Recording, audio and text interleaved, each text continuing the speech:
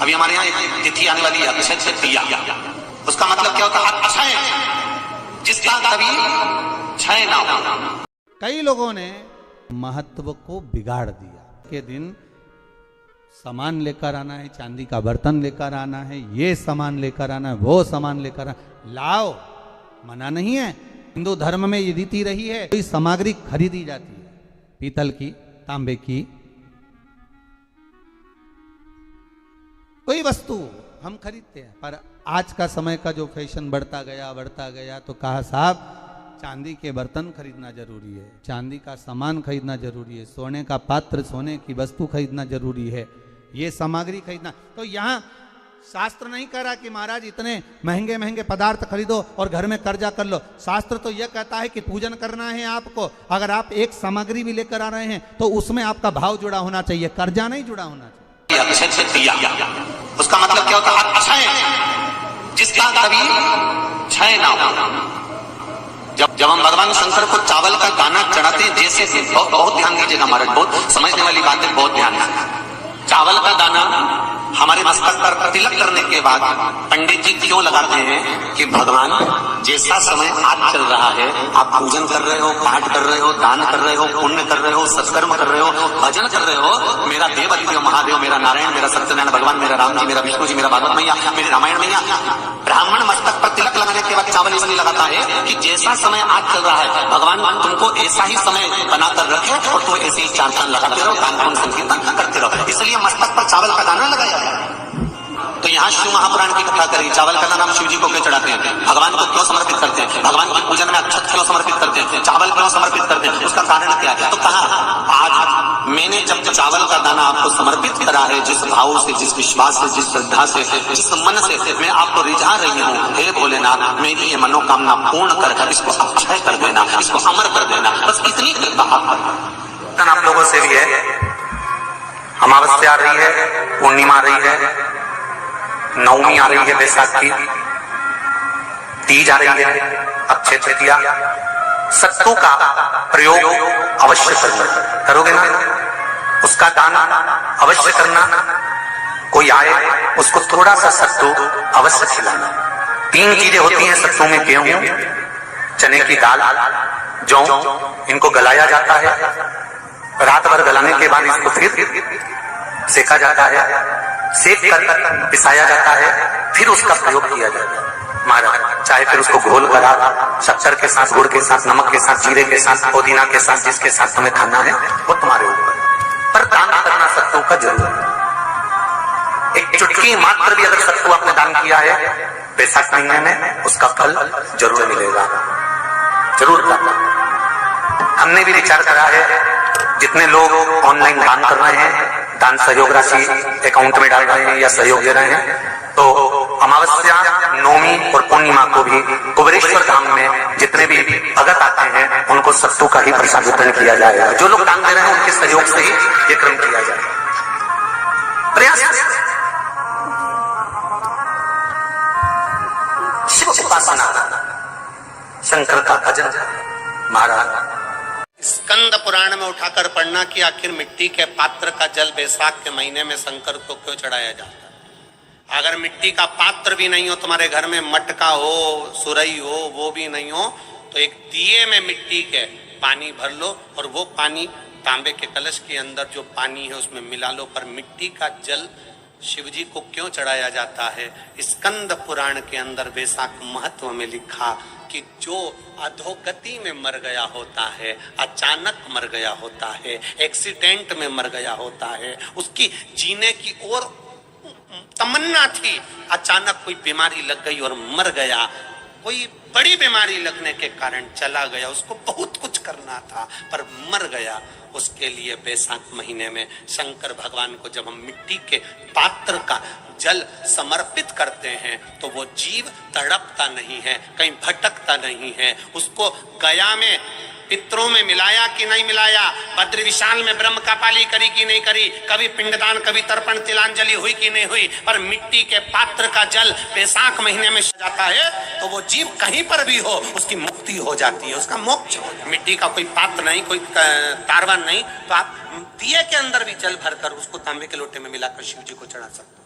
बैसाख महीने में वो जिस नारी के गर्भ में बच्चा 1-2 महीने का, 4 महीने का किसी का गिर गया हो, बच्चा चले गया 2 महीना, 4 महीना, 6 महीने का समाप्त हो, उसको चढ़ाना चाहिए बैसाख महीने में शिव पूजा।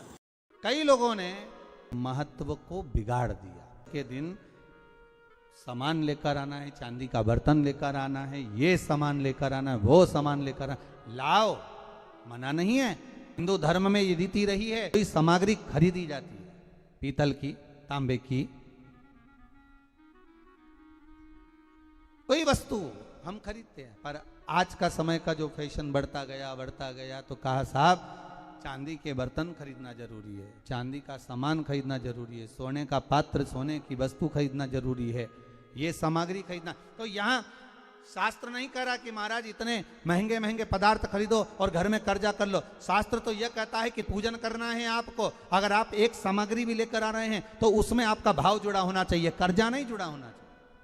लक्ष्मी सबसे ज्यादा प्रसन्न कौन से दिन होती है? जम के बोलिए जरा। शुक्रवार। तो शुक्रवार को लक्ष्मी सबसे ज्यादा प्रसन्न क्यों होती है? उसका प्रसन्न होने का कारण क्या था? लक्ष्मी जी के 2 भाई थे, दोनों की शादी नहीं हो रही थी, दाता और विधाता, दोनों का विवाह नहीं हो रहा।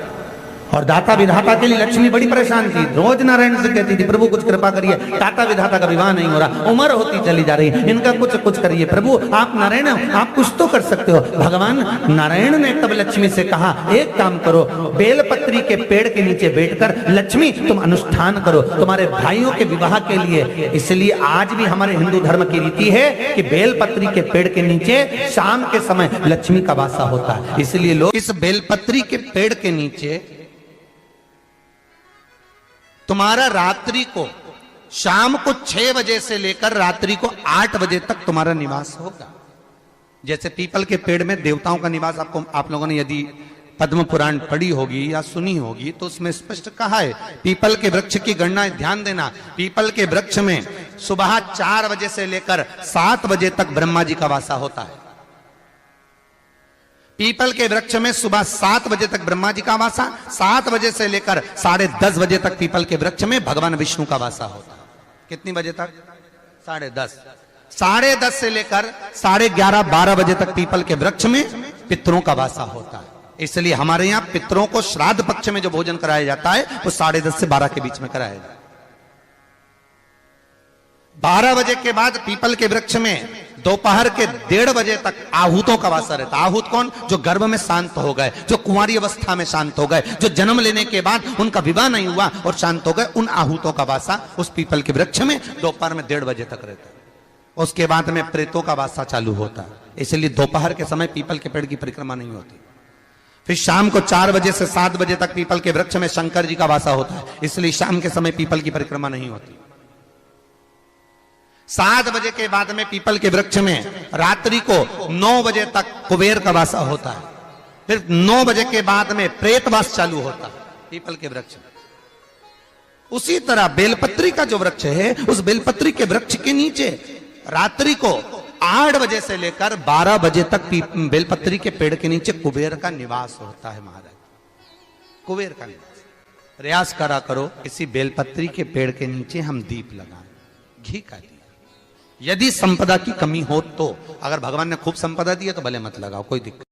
महामृत्युंजय मंत्र का यदि आप जाप करते हो और आपको मालूम पड़ गया कि शरीर में मुझे ये रोग हो गया है, मुझे शुगर हो गया है, मुझे बीपी हो गया है, मेरा ब्लड प्रेशर ऊंचा नीचा रह रहा है, कोई भयंकर रोग, मेरे रिश्तेदार को कोई कैंसर जैसा रोग हो गया, किसी को कोई थायराइड हो गया, किसी को कोई किडनी और लीवर में सूजन हो गई, किसी को कहीं किडनी और लीवर में तकलीफ हो गई, तो शिव महापुराण की कथा कहती है, नवग्रह शिव महापुराण की कथा कहती है कि बेलपत्री के वृक्ष के नीचे महामृत्युंजय मंत्र का जाप जो शुक्रवार की शुक्रवार घी का दिया लगा कर करता है, उसके रोग बाबा देवाधिदेव महादेव समाप्त करते चले जाते हैं। ये संजीवनी मंत्र शुक्रवार के दिन भगवान शंकर को शुक्र को दिया था, इसलिए उसकी प्रधानता।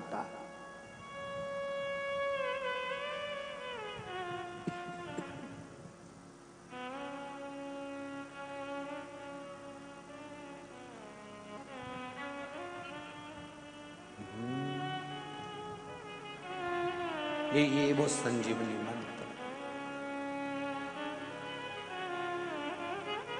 शुक्रवार के दिन बेलपत्री के वृक्ष के नीचे बैठकर घृत का दिया लगाकर शरीर में जो रोग है उसका स्मरण कर कर शंकर जी से विनय कर कर, हे भोलेनाथ, आपने शुक्र देवता को संजीवनी मंत्र दिया है, तो क्या आप मेरे को वो मंत्र प्रदान नहीं करोगे?